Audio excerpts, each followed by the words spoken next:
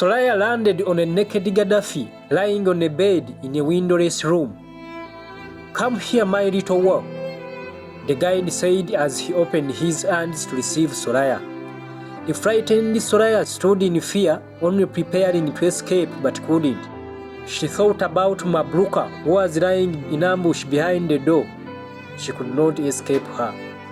Confusedly, she chose to stand motionlessly. Gaddafi just jumped onto his feet to surprisingly grab her arm to throw her on his bed, and then throw himself on her with force. Her attempts to push him away failed since he was too heavy. Gaddafi then beat her neck, cheeks and the chest. She fought on as she was screaming, but Gaddafi ordered her not to move, addressing her as a whore, which also means a prostitute. Gaddafi went on to beat her, crushed her breasts, pulled up her dress, pinned her arms down, and finally brutally penetrated her. She never survived this time round. This was her darkest day in life. She will never forget this day. She terribly bled for 3 days after having brutally lost her virginity. Surprisingly, Gaddafi collected some of blood using a towel that she ran through her thighs and went with it in the nearby bathroom. According to Soraya's discovery, this was crucial for black magic ceremonies that Gaddafi used to perform. Garina, a nurse, was always available to attend to cases like that of Soraya. She attended to her after bleeding profusely. She even failed to eat on a fateful day. This was just the start of her rape. This was just the beginning of her suffering. After 4 days elapsed, the guide invited her to his room for the same activity. As usual, Mabruka never disappoints his master on executing the delivery work of praise to him. She again came for Soraya and delivered her to his room. He deployed the same violence coupled with unpleasant words as he was raping her for the second time. She again bled in the same magnitude. Nancy Garina was deeply concerned after the second turn of massive bleeding that she warned the situation could worsen if the girl was soon subjected to another round of rape. The nurse's warning fell on a deaf ear of the guide. He ordered her delivery to him on the 5th day. Upon her arrival, he ordered her to dance in front of him, still addressing her as a wow. This was after putting on music on his cassette, along which he clapped his hands, lustfully staring at her as she danced. She soon saw his penis erect, and the guide quickly got up, grabbed her and spread her up. She was also forced to smoke cigarette on that same evening by Gaddafi, pointing out how he was appeased by looking at a woman inhaling smoke. He placed a piece in her mouth as he ordered her to breathe in and out. The result was coughing while Gaddafi was laughing. The 6th day was for learning to drink alcohol. On this day, Gaddafi welcomed her with the whiskey Black Label brand. She saw this as a sin, as the Quran forbade taking alcohol, but most importantly, disappointed in Gaddafi, who always portrayed an extremely religious picture to the public. According to Soraya, Gaddafi presented himself as the finest defender of Islam, who always quoted the Quran in his addresses and led prayers amidst crowds. She was forced to take a sip. It felt burning and having a ridiculous taste. She suffered most of these atrocities in Sirte, her home city.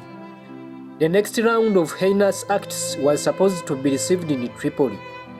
In that very night, their convoy headed to Tripoli. Soraya got more worried for leaving Sirte near her family. She felt that her chances of being rescued from the wrath of Gaddafi had dwindled. The journey took 4 hours that she later discovered they ended in Babu al-Azizia, a fortified home of Colonel Muammer Gaddafi. Their car stopped in one of the large houses where Mabruka immediately showed up to direct Soraya and the other girls to enter and put their things in the room. She was later on assigned a room to live in, equipped with 2 beds, a television and other equipment. In the middle of the night, as Soraya was watching the television, a girl identified as Amal showed up revealing to her that they were both set to meet the guide and asked her to dress up. As they entered his room, they found him on his bed clad in a red jogging suit. He immediately ordered them to dance for him. He got pleased by Ammar's dancing strokes. Gaddafi then undressed himself, inviting Ammar, who started sucking his penis right in front of Soraya. Soraya couldn't believe what she was seeing. As the activity was going on, the guide invited Soraya over, held her by hair, and ordered her to watch and learn, since she would also be required to do the same soon. After a few minutes had passed, Gaddafi dismissed Ammar with compliments for the wonderful job. It was now Soraya's turn. The guide jumped onto Soraya and spent some time fucking her until Mabruka came in to inform him of incoming visitors he had to attend to. He got off her and headed to the bathroom. While there, he invited Soraya to forward him his towel, though it was in an arm's reach. He ordered her to perfume his body and thereafter to ring the bell near his bed as an invitation for Mabruka. As Mabruka arrived, Gaddafi ordered her to avail Soraya with DVDs such that she could run her job. Mabruka heeded his master's call and brought Soraya a DVD player and a number of DVDs. These were got from another inmate who also had to learn from the scenes in the videos. Guess what the DVDs contained? These had pornographic videos for Soraya to learn and practice what she sees with the guide. As she was sleeping at around 8 o'clock in the morning, Salma knocked on her door, informing her how the master wanted her up. She found Gaddafi still in bed. He invited her in his bed, asking her whether she had watched videos. He expected a better performance from her this time round. Gaddafi went on to tear apart her sweater suit to rape her and send her out after. Ammar found her sunk in thoughts, concerned about her possibility to tell her story and being believed in an instance where the fierce and respected Gaddafi was their choice. Ammar suggested the two take a walk around rather than being confined in her room alone. She found herself in the kitchen filled with a number of beautiful young girls. She also found Hannah Gaddafi, the guide's adopted daughter, in the same place. Gaddafi had announced her death in the 1986 bombing of Bab al-Azizia by America on orders of Ronald Reagan.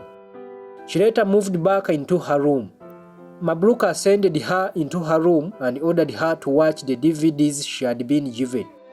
She put on them without any clue of what she was about to watch.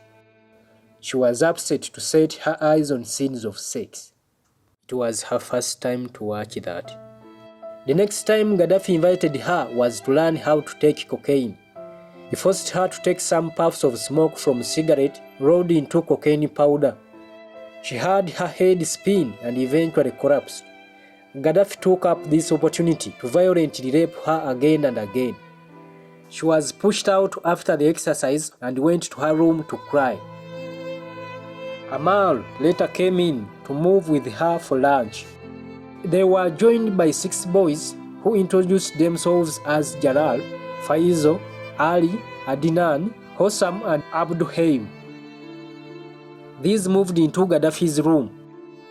She was soon invited in the same room by her master. To her surprise and shock, she found Gaddafi sodomizing Ali, one of the 6 boys. In the same room, Hossam, another boy, was dancing, dressed and made up like a woman. Soraya was so terrified by what she had seen to the extent of moving back. Her attempt was sabotaged by Hossam, who shouted out her name to the master. The guide invited her over, threw away Ali and jumped onto her. From Ali to her, it was now her turn. She was only saved by an emergency Gaddafi received through Mabruka. He released her to attend to an emergency. Soraya felt dirty that she spent hours in the bathroom.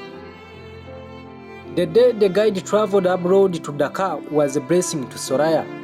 This is when she had her body rest for days that Kano was outside the country. He however came back after 3 days with a number of women and young girls. Despite the fact that Soraya was not happy with the ongoing, other girls were happy and warmly welcomed the guide on his return on the 4th day. She later saw women going in and out of Muammer's bedroom and felt like warning them about his behavior, but she didn't. As she was sleeping around midnight, Salma came for her and delivered her to the guide's room. Rape was followed by dancing completely naked until Salma arrived to whisper a word to Muammer that he dismissed her. The next day, Salma presented her with a woman of 23 years known as Nadia. The policewoman had spent 2 days at Barbara Zizia, sleeping in the same room with Soraya. She was another prey of the guide. Nadia proved very talkative, free and open. In their conversation with Soraya, the policewoman revealed to her that she always comes for 2 days to sleep with Gaddafi, be paid and then goes back home. She said that she had been in this arrangement for 7 years.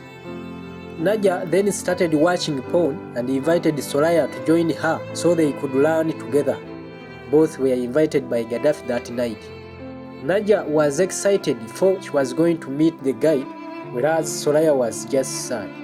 As they entered the room, they found Gaddafi naked and Nadia happily threw herself on him.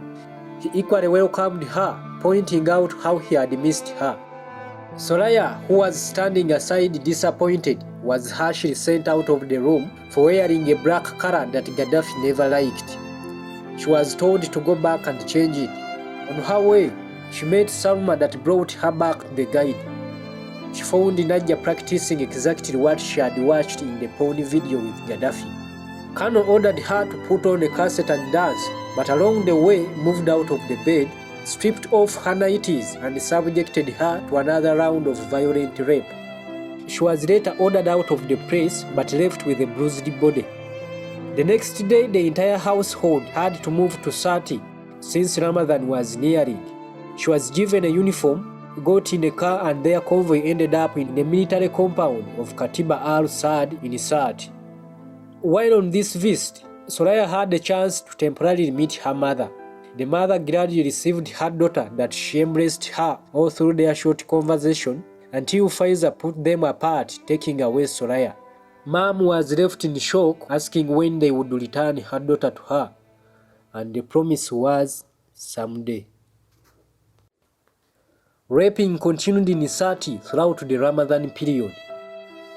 Gaddafi defended his act by pointing out that it only becomes a sin when he ejaculates, but not so when he does not come. He also had the mortifying behavior of urinating on Soraya. On the day during a visit in Sati, the guide dragged her into his jacuzzi, made her climb at the edge of the shower and urinated on her. Gaddafi also netted girls as young as 13 and 14 years. Soraya remembers watching the arrival of 2 girls, a 13-year-old from Baida and a 14-year-old from Dana cities. Both cities are found in eastern part of Libya. She also saw them climb upstairs to meet the guide and imagined what the innocent souls were going to face. Students, artists, journalists, models, daughters or wives of prominent military men and heads of state were his target prey.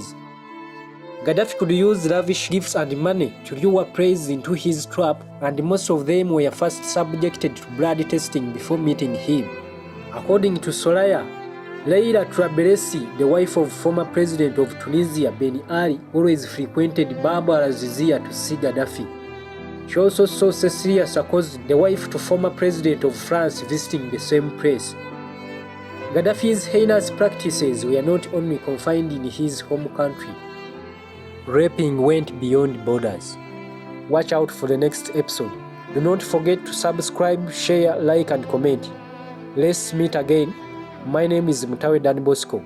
Thank you for listening to me.